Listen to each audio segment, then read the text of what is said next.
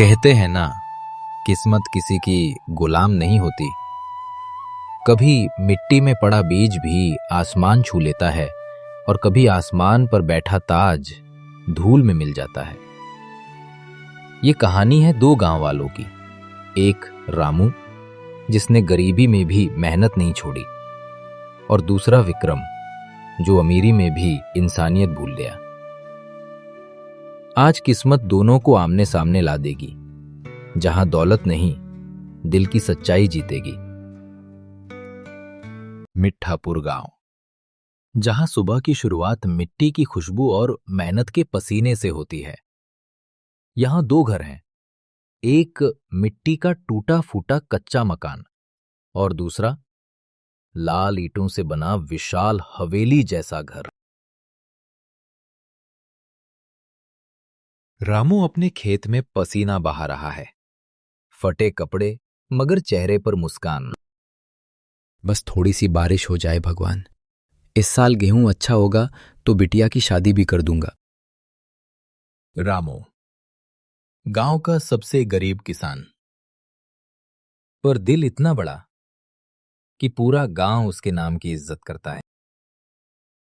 बड़ी हवेली, अंदर अमीर किसान विक्रम बैठा है। नई गाड़ी, मोबाइल, सोने की चेन गले में। इस बार तो मेरी ट्रैक्टर की लाइन सबसे बड़ी होगी। गांव वाले सोचते हैं खेती भगवान के भरोसे होती है, पर असली भगवान तो पैसा है, पैसा। एक तरफ मेहनत थी, दूसरी तरफ अहंकार। मिठापुर में हर साल एक बड़ा मेला लगता था। ये दिन सबके लिए खुशी लाता था, पर इस बार मेला एक नई कहानी लिखने वाला था। रामू अपनी छोटी बेटी गोपी को लेकर मेले में आता है। बाबा देखो ना, वो गुब्बारे वाला, एक लाल वाला चाहिए मुझे। ले बिटिया, ये ले। बस इतना ही तो चाहिए तुझे मुस्कुराने के लिए। उधर विक्रम और उसका बेटा रवि आए हैं। रवि बड़ा अकड़ू और बिगड़ा हुआ। पापा, ये देखो वो गरीबों के बच्चे कितने गंदे लग रहे हैं।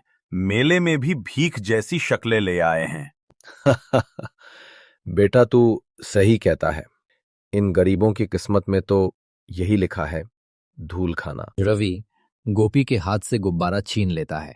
बाबा, मेरा गुब्बारा। बेटा छोड़ देना, वो बच्चों का दिल ना दुखा। जा बूढ़े, तेरे जैसे लोग कुछ कहें तो भी हवा में उड़ जाता हूं मैं। चारों ओर भीड़ जमा हो जाती है। कभी कभी इंसान की अमीरी उसके कपड़ों से नहीं, बल्कि उसके शब्दों से पहचानी जाती है। और आज विक्रम का बेटा उस अमीरी की शर्म मिट्टी में मिला गया था। रामू बेटी को लेकर चुपचाप चला जाता है। घने बादल, तेज हवाएं, गांव में तूफान आने वाला है। कुदरत जब बरसती है तो अमीर गरीब सबको बराबर भिगोती है। पर आज ये बारिश सिर्फ खेतों को नहीं, कुछ दिलों को भी बदलने वाली थी। रामू का छोटा खेत चारों तरफ पानी भर गया है। रामू मिट्टी के बांध को रोकने की कोशिश करता है। अरे जल्दी कोई रस्सी लाओ, बांध टूट जाएगा। पास में विक्रम का खेत, बड़ा, मशीनों से भरा, मगर मजदूर भाग चुके हैं। ओ नो, मेरे खेत का सारा गेहूं बह जाएगा। अरे कोई रोक दो पानी को। उस दिन अमीरी की सारी ताकत बेकार थी और गरीबी की मेहनत भगवान की तरह खड़ी थी। रामू अपनी जान जोखिम में डालकर विक्रम के खेत की तरफ दौड़ता है, मिट्टी की बोरियां डालता है। तू मेरे खेत को बचा रहा है। मिट्टी सबकी एक सी होती है मालिक, हम सबका पेट इसी से भरता है। कुछ देर में बारिश रुक जाती है, खेत बच जाते हैं। विक्रम सन, कभी कभी एक बूंद इंसान को भिगोती नहीं, बदल देती। अगले दिन गांव का चौपाल, सब लोग इकट्ठे हैं। विक्रम मंच पर आता है। गांव वालों, कल जिसने मुझे सिखाया कि अमीरी पैसों से नहीं दिल से होती है, वो है रामू। रामू भाई, तूने मेरा खेत बचाया और मेरी सोच भी। आज से ये ट्रैक्टर तेरे खेत के लिए है। मालिक, मैं बस मेहनत करता हूं, इनाम भगवान देता है। जिस दिन अमीर ने गरीब को झुककर धन्यवाद कहा, उस दिन मिठापुर गांव ने अमीरी की असली परिभाषा सीख ली। कभी पैसों से बड़ा दिल रखो, क्योंकि दौलत तो साथ नहीं जाती, पर दुआएं हमेशा चलती रहती हैं। कहते हैं समय बदल जाता है, पर सोच वो पीढ़ियों तक जिंदा रहती है। जिस गांव ने कभी अमीरी और गरीबी का फर्क मिटाया था, आज वही फर्क फिर से उभरने वाला था। क्योंकि इस बार कहानी दो बापों की नहीं, उनके बच्चों की थी, रवि और गोपी की। एक अमीर का बेटा, एक गरीब की बेटी, और इनके बीच पनपने वाला रिश्ता गांव की सोच बदल देगा। 15 साल बीत चुके थे। अब रामू बूढ़ा हो चला था, मगर उसके खेत अब हरे भरे थे। विक्रम और वो अब दोस्त बन चुके थे, मगर जो बदलना था वो अब शुरू होने वाला था। खेत में काम करती सुंदर युवती गोपी, वही मासूम बच्ची अब जवान हो चुकी है। चेहरा सादगी भरा, पर आत्मविश्वास झलकता है। बाबा देखो ना, इस साल तो गेहूं दुगना होगा।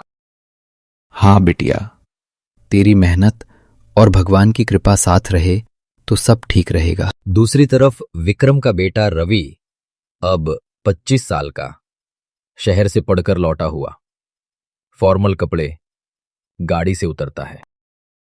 वाह, अभी तक ये गांव वही का वही है, लोग भी वही, बस मैं बदल गया हूं। रवि अब शहर की सोच लेकर लौटा था, जहां दिल से ज्यादा दिमाग चलता है और रिश्ते सिर्फ फायदे से बनते हैं। रवि खेतों का निरीक्षण कर रहा है। गलती से उसकी गाड़ी गोपी के खेत के पास कीचड़ में फंस जाती है। ओह, ये क्या हाल है यहाँ का? अरे कोई है, धकेलो इसे बाहर। गोपी दौड़कर आती है, बिना कुछ सोचे गाड़ी को धक्का देने लगती है। जोर लगाइए साहब, हो जाएगा। अरे तुमने तो वाकई में मदद कर दी, शुक्रिया। पहली मुलाकात साधारण थी, पर कभी-कभी सबसे बड़ी कहानियां यहीं से शुरू होती हैं। धीरे धीरे रवि और गोपी की दोस्ती बढ़ने लगती है। रवि गांव के बच्चों को पढ़ाना शुरू करता है, गोपी उसकी मदद करती है। एक शाम विक्रम अपने बेटे को देखता है, जो गोपी के साथ हंसी मजाक कर रहा है। रवि, तू उस रामू की बेटी के साथ क्या कर रहा है?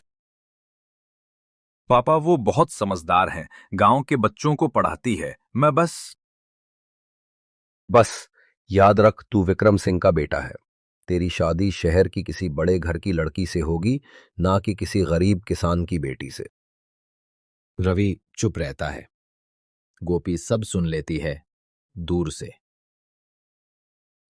दिल में आई मोहब्बत को समाज की दीवारों ने फिर से बांट दिया था।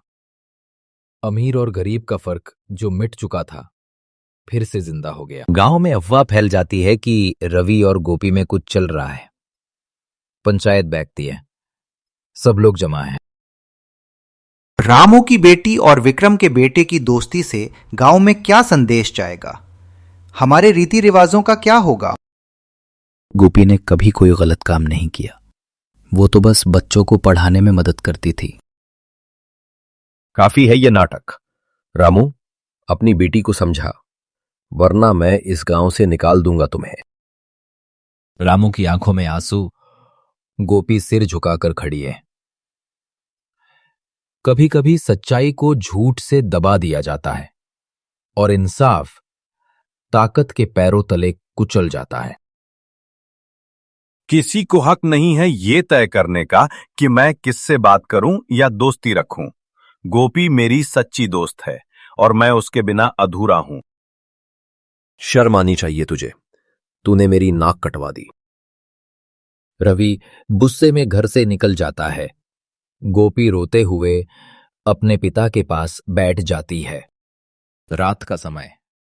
विक्रम की पत्नी सावित्री धीरे से पति के पास आती है।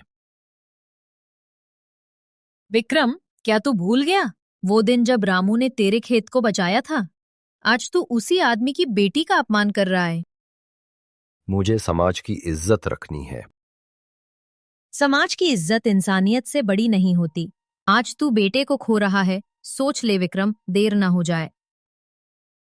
कभी कभी जो सच मां कहती है वो वक्त बाद में समझाता है। सुबह रवि अपने पिता के खेत के पास खड़ा है। आसमान की ओर देखता है। पापा सोचते हैं मैं गलती कर रहा हूं, पर अगर प्यार गलती है तो मैं हर बार ये गलती करूंगा। कभी प्रेम जिद नहीं होता, वो तो एक एहसास होता है जो इंसान को बड़ा बना देता है। रवि गांव छोड़ने की तैयारी करता है, तभी गोपी आ जाती है। रुक जाओ रवि, जाने से कुछ हल नहीं निकलेगा। हम मिलकर सबको साबित करेंगे कि अमीरी गरीबी का रिश्ता भी सच्चा हो सकता है। और यहीं से शुरू होती है असली लड़ाई, प्यार की, सम्मान की और सोच की। कहते हैं जहां सूरज उगता है वहां उम्मीद भी जन्म लेती है। अब मिठापुर गांव फिर से एक नई सुबह देखने वाला था।